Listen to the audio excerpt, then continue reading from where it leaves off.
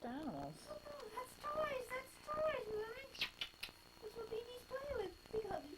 Hey, three-way hug, three-way hug. Whee! Three-way hug. My grandma Diana and my grandpa Ron have always been important people in my life.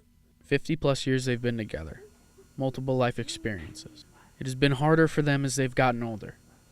There have been a lot of changes in my grandfather that has made our family's life a lot harder, but it has affected my grandmother more than anyone else.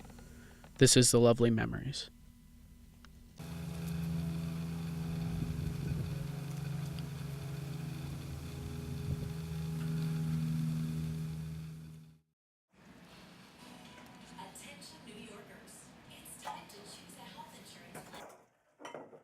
Well, we met, I was 17 when I first saw him, and we both worked for the telephone company in New Jersey. It was New Jersey Bell back then.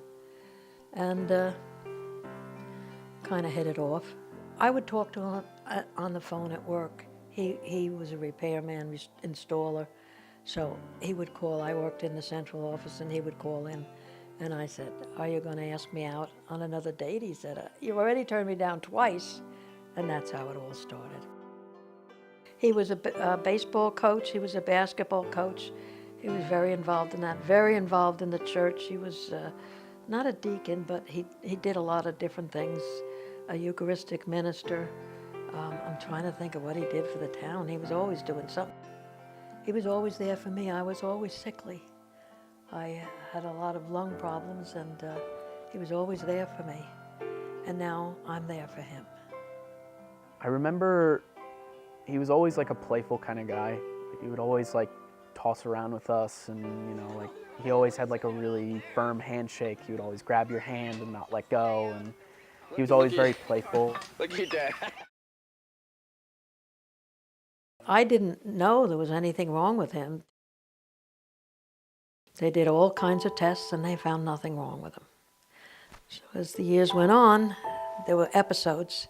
He ended up in the hospital. It happened, I'm going to say 4 or 5 times. So I never really got a definite answer to what his illness was. He has vascular dementia. Vascular dementia is caused by 3 of his diseases that he has. It's a memory problem. His memory has deteriorated. And what we found out last year by the brain, I guess they did it, they took like pictures of the brain, and they found out more than 1/3 of his brain cells were dead. He has what you call mini strokes, but they're so small, they're not detected when you go to the emergency room or test unless you're having one that's the only way they can detect. But this test showed that what caused all this, and it's all his medical problems. She used to rely on him so much, and I knew this for a long time, and for a fact that he was the guy that everybody went to, and she just had to take over for him. I live with him day by day, so I don't notice the changes that somebody that doesn't see him for 6 months might notice.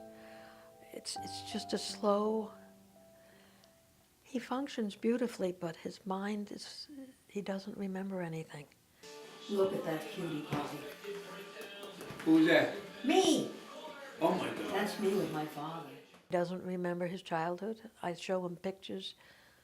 He doesn't remember us getting married. He doesn't remember me having children. It's all gone. The brain cells they died. But, I tell him, he's a great companion. We talk. He was a big talker. Big talker. Not anymore.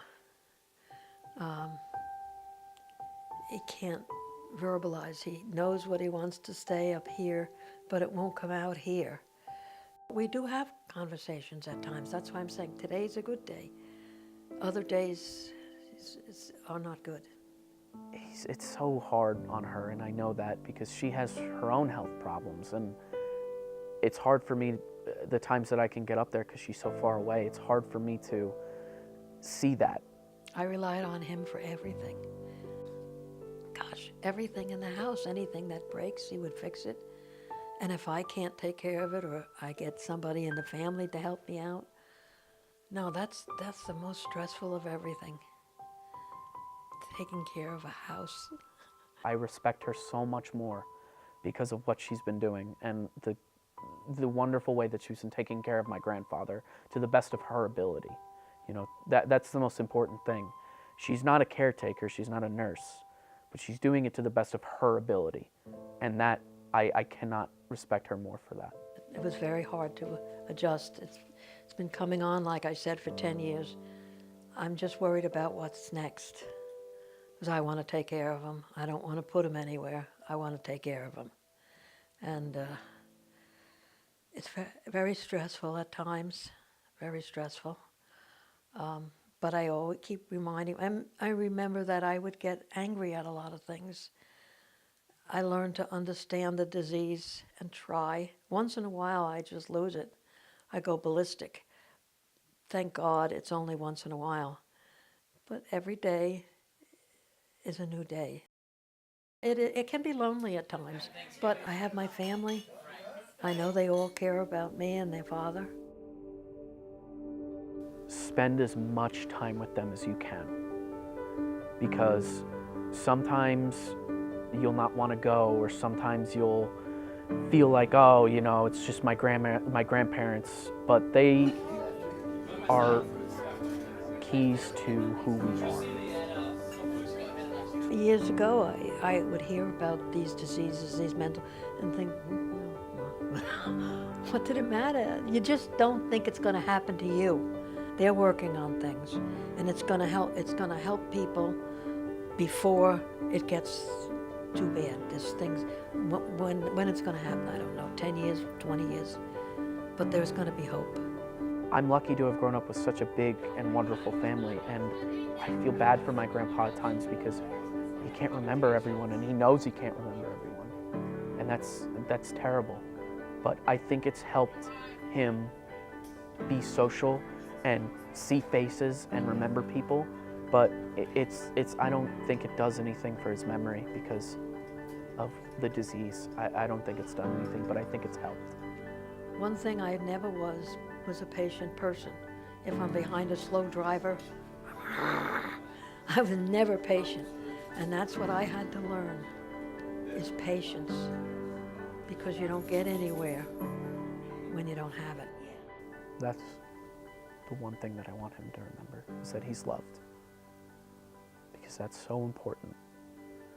Because they go through so much, and, you know, sometimes it doesn't feel that way. Sometimes I bet he feels like he's stuck in a corner and doesn't have anywhere to go. But I just want him to know that I love him, that I love him a lot. I love him so much. He's such a great man. I'm so glad to still have him with me. I mean, he could get cancer and die. I have him with me. Even though he's not the same person, he's still my best friend. And always will be.